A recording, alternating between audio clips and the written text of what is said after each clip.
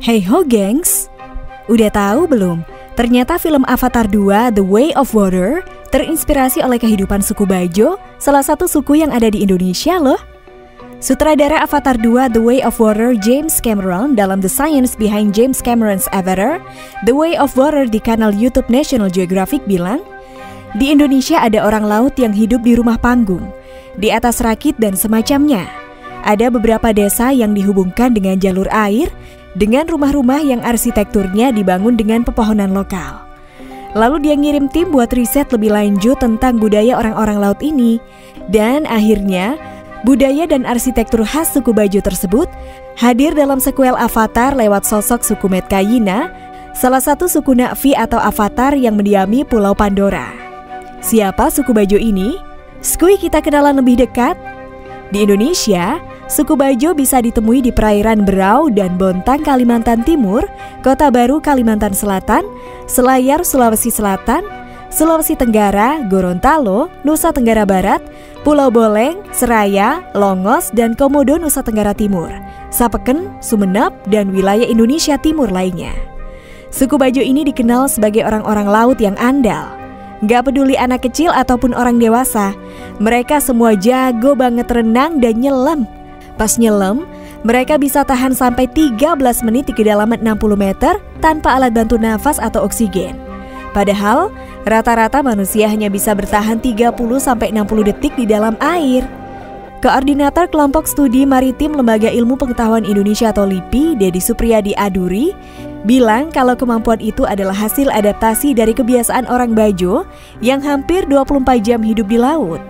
Jadi secara fisik mereka beradaptasi.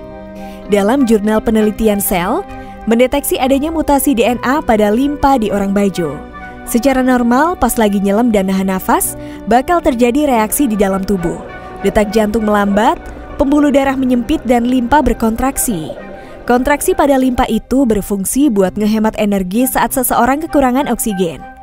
Nah, berdasarkan jurnal tersebut, diperkirakan orang Bajo punya ukuran limpa yang lebih besar dari ukuran limpa manusia pada umumnya.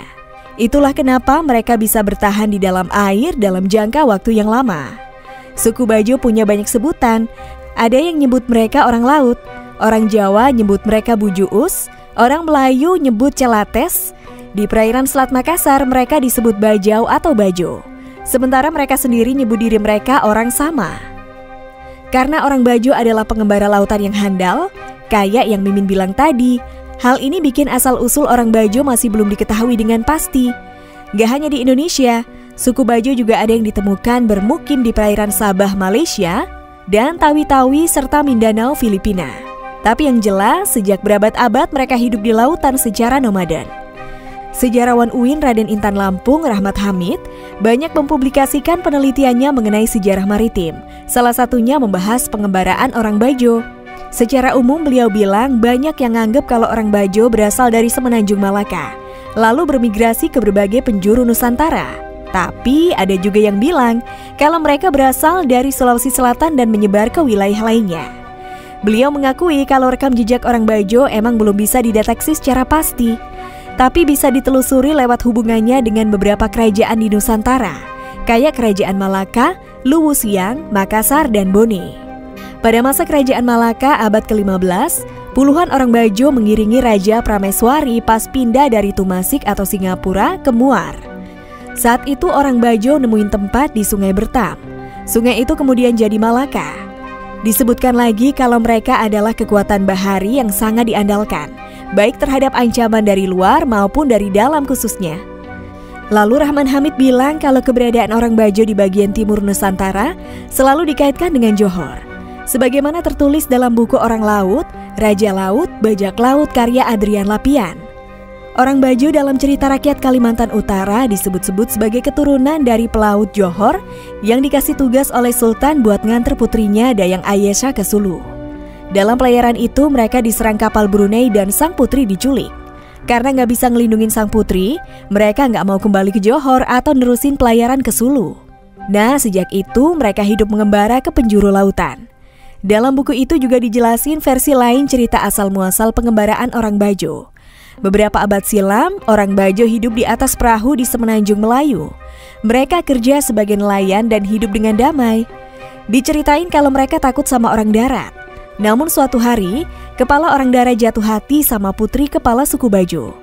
Akhirnya kepala orang darat itu nyulik putri kepala suku Bajo dan membawanya ke darat. Tapi putri itu berhasil melarikan diri ke laut dan bertemu dengan orang Bajo yang lain. Sejak itu orang Bajau berlayar jauh-jauh karena mereka takut dikejar orang darat yang nyari putri kepala suku. Nah, itu tadi berbagai versi cerita yang beredar tentang asal-usul pengembaraan orang Bajo. Belum ada yang bisa dipastiin kebenarannya. Tapi satu hal yang pasti, menurut Rahmat Hamid, orang Bajo punya pengetahuan yang luas tentang lautan karena mereka sehari-hari berjibaku di sana. Jika ada perubahan dalam laut, merekalah orang pertama yang akan mengetahuinya. Terus lebih lanjut lagi, beliau bilang, pengembaraan orang Bajo nggak kenal batas teritorial. Arah dan tujuan pengembaraannya dikondisiin oleh alam dan potensi perikanan yang mereka butuhin.